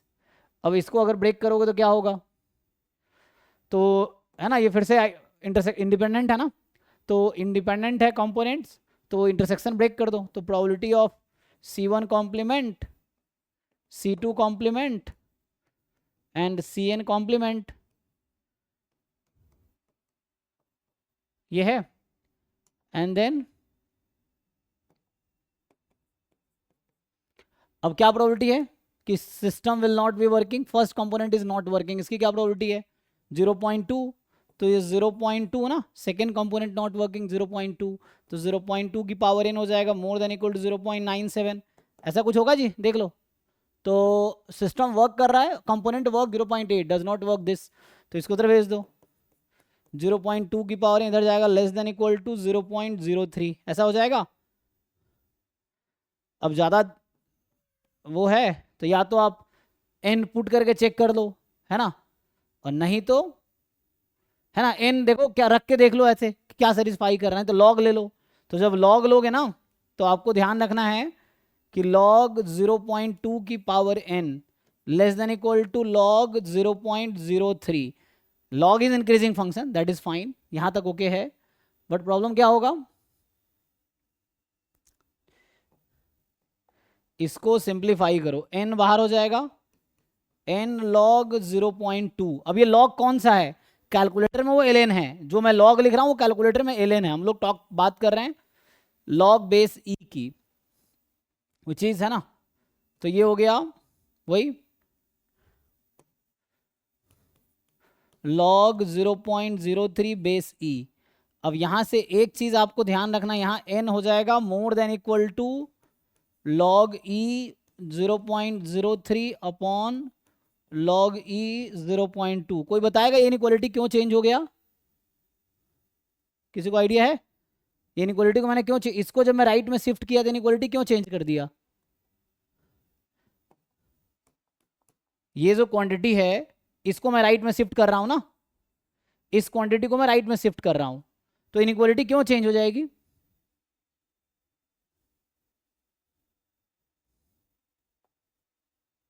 कोई बताओ भाई। सर डिवीजन में साइन चेंज हो जाता है और माइनस करने से भी। डिवीजन में साइन चेंज क्यों होता है? जैसे मान लो 2 लेस देन 4 है, मैं इसको 2 से डिवाइड करता हूँ, साइन चेंज नहीं होगा। 1 लेस देन 2, कब साइन चेंज होता है डिवीजन में? वही तो सोचना है। हाँ, तो 0.2 और अगर लेस देन 1 हो तो सर क्वांटिटी, अगर मैं -2 से डिवाइड करता ना तो मुझे चेंज करना पड़ता sign. So when you divide और multiply in an inequality by negative number, inequality changes. तो आपको ध्यान ये देना है कि ये जो क्वांटिटी है ये नेगेटिव नंबर है, अगर तुम कैलकुलेटर में पुट करोगे ये नेगेटिव आएगा। चेक करो तुम लोग कैलकुलेटर, मुझे देख के बताओ ln 0.2 कितना होता है? कैलकुलेटर तो होगा सबके पास, नहीं तो फोन में तो होगा ही। So you find ln 0.2, negative number है, और नेगेटिव नंबर है तो इनइक्वालिटी चेंज हो जाएगी, ठीक है। तो इनइक्वालिटी चेंज इसलिए हुआ है because it is we are dividing by negative number. ये जो क्वांटिटी है नेगेटिव है, नेगेटिव नंबर से हम डिवाइड कर रहे हैं, इनइक्वालिटी चेंज हो जाएगी। तो ये समझ लो बोथ साइड हम इस क्वांटिटी से डिवाइड कर रहे हैं, ठीक है।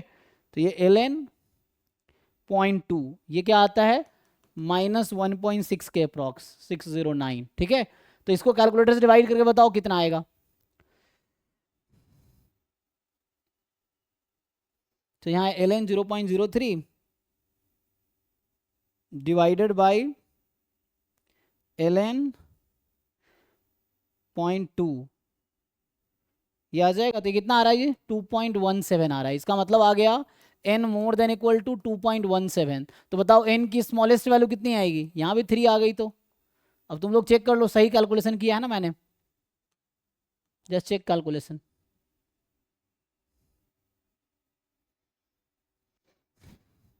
तो पिछले वाले क्वेश्चन में एग्जैक्ट इक्वल था यहां, और इस क्वेश्चन में है क्वेश्चन बिल्कुल सेम। यहां एग्जैक्ट इक्वल था और यहां पे बस इनइक्वालिटी दे दिया, क्वेश्चन सेम ही है, ठीक है। सो वी आर डिवाइडिंग जब हाँ नेगेटिव है ना, सो नेगेटिव हो जाएगा इसीलिए, ठीक है। ओके है। तो नेक्स्ट क्वेश्चन क्या रह गया बताओ जिनका। तो 30 हो गया, 30 के बाद है ना, क्योंकि अब मैं आगे अगले टॉपिक पे बढ़ जाऊंगा, फिर ये सब डाउट है ना क्लास में नहीं होगा। फिर डाउट क्लास में आप पूछ सकते हो कभी भी, पूरे साल कभी भी किसी भी टॉपिक के कोई भी क्वेश्चन आप पूछ सकते हो डाउट क्लास में। लेकिन जब टॉपिक ये चल रहा है तो क्लास में डिस्कस करना है, क्लास में वही डाउट डिस्कस होगा जो चल रहा है, रनिंग है। बाकी चीज़ें डाउट क्लास 11 से 12 होंगी, तो वो आप पूछ सकते हो डेली, रात को 11 से 12 होती है।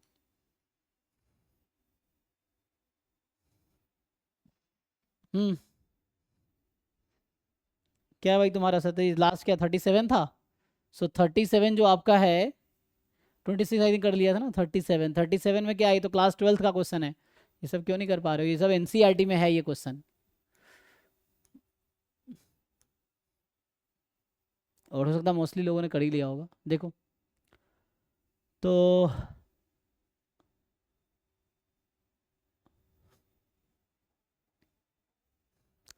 a fair die is rolled 3 times independently,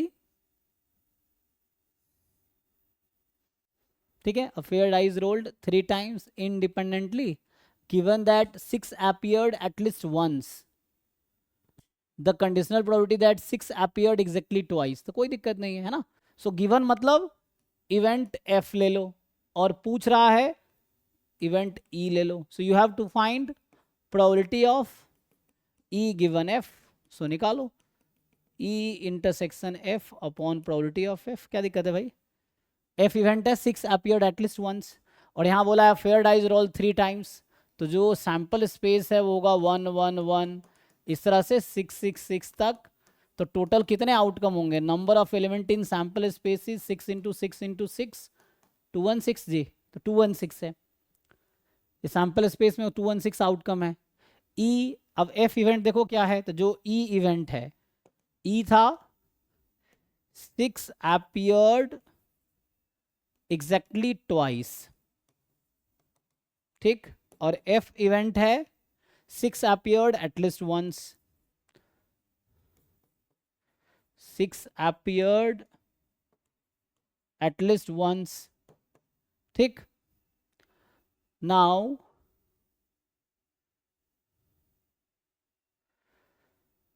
so if you see one thing, so you will find that यहाँ at least once, तो once twice thrice सब है। तो इसका मतलब e is a subset of f। अगर ध्यान से देखो इसका मतलब है e इंटरसेक्शन f e ही हो जाएगा। सो this is something like probability of e upon probability of f, क्योंकि e सबसेट ऑफ f। क्यों, क्योंकि यहाँ एटलीस्ट वंस है और यहाँ एग्जैक्टली ट्वाइस है। यहाँ once twice thrice fourth fifth कितनी बार उसके 3 बार सॉरी, तो वंस ट्वाइस थ्राइस तीनों अलाउड है यहाँ पे, और यहाँ ट्वाइस है एग्जैक्टली। तो ये सबसेट हो गया इसका। सो अब probability of e upon probability of f निकाल लो। सो f में कितने आउटकम है और e में कितने, पहले e में देख लो। सो e में काउंट कर लो कितने आउटकम है। e कह रहा था कि एग्जैक्टली ट्वाइस, तो 2 टाइम फिक्स कर दो जैसे मैं बॉक्स बनाया करता हूँ वैसे ही। सो अगर हम e के इवेंट की बात करें तो e में क्या होगा एग्जैक्टली ट्वाइस। तो 6 या तो इस पोजीशन पे आ जाएगा या इस पोजीशन पे आ जाएगा या फिर इस पोजीशन पे आ जाएगा, यही पॉसिबिलिटी है ना। अब यहाँ पे कुछ भी आ सकता है 1 से 5 तक, 1 2 3 4 5, there are 5 choices, 1 2 3 4 5, there are 5 choices, 1 2 3 4 5, there are 5 choices. तो इसमें कैसे आउटकम आएंगे? 2 फिक्स कर दिया हमने, इसने कहा ना एग्जैक्टली ट्वाइस 6 आने चाहिए, फिक्स कर दिया। अब यहाँ 1 से 5 तक कुछ भी रख सकते हो, तो 1 6 6 2 6 6 3 6 6 एंड सो ऑन। तो टोटल 5 और है, और मतलब सम, ठीक है ना, यहाँ फिक्स हो गया आउटकम, एक आउटकम है, तो यहाँ ये 5, तो ये हो गया 5 + 5 + 5। So number of element in E जो होगा वो 5 + 5 + 5 मतलब 15। तो ये हो गया 15/216, सॉरी ई निकाला ना, ई निकाला है, तो 15/216। अब यहाँ एटलीस्ट वंस है तो कॉम्प्लीमेंट ले लेते हैं, आसान रहेगा। तो एटलीस्ट वंस कम से कम एक बार, यही है ना, तो कॉम्प्लीमेंट लोगे तो क्या होगा जी? इसने कहा 6 अपीयर्ड एटलीस्ट वंस, तो इसका कॉम्प्लीमेंट क्या होगा? सो ये होगा 1 - ये मैं एफ की बात कर रहा हूँ ना, तो प्रोबेबिलिटी ऑफ ई जो हो गया वो था 15/216, ये है। मैं कह रहा हूँ एफ है 6 अपीयर्ड एटलीस्ट वंस, तो कॉम्प्लीमेंट होगा 6 does not appear any time, ठीक है। सो 6 does not appear any time, तो कितने आउटकम होंगे? तो मैं एफ कॉम्प्लीमेंट की बात कर रहा हूँ, है ना। नो 6 अपीयर, किसी भी 6 नहीं आ रहा है, तो मतलब यहाँ 1 से 5 तक कुछ भी आ सकता है, 1 से 5 तक कुछ भी, 1 से 5 तक कुछ भी, तो 5 5 5 मल्टीप्लाई कर लो 125, तो 125 एफ कॉम्प्लीमेंट में एलिमेंट है टोटल, ठीक है। एफ कॉम्प्लीमेंट में 125 एलिमेंट है, तो एफ में कितना होगा उल्टा कर सकते हो, है ना, अगर चाहो तो। अगर वैसे ही मैं अगर ऐसे निकाल लिया, so number of element in F complement is 125, so number of element in F, तो 6 है ना, कितना था 216 में 125 घटा दो, ठीक है। सो एफ में होगा 216 - 125, घटा लो भाई,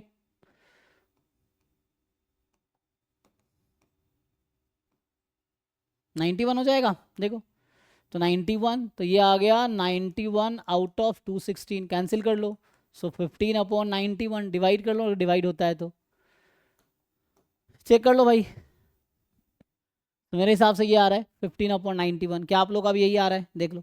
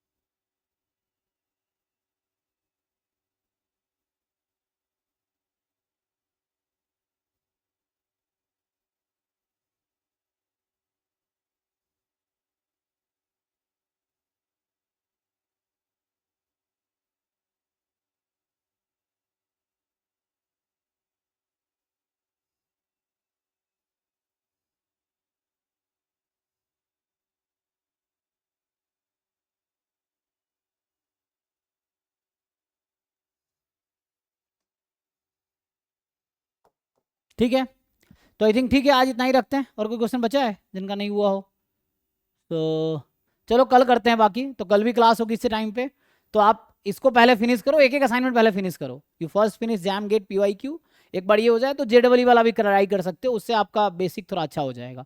देन हम लोग रैंडम वेरिएबल स्टार्ट करेंगे, ठीक है, मे बी हम रैंडम वेरिएबल मई में स्टार्ट होगा, तो अभी आपको इस पर पहले ठीक से वर्क करना है, प्रोबेबिलिटी पार्ट पे जो बेसिक है, अरे ये फाउंडेशन है, फंडामेंटल है जो आपको करना पड़ेगा, ठीक है। चलो अभी आज ही स्टॉप करते हैं, थैंक यू, कल मिलते हैं सेम टाइम पे।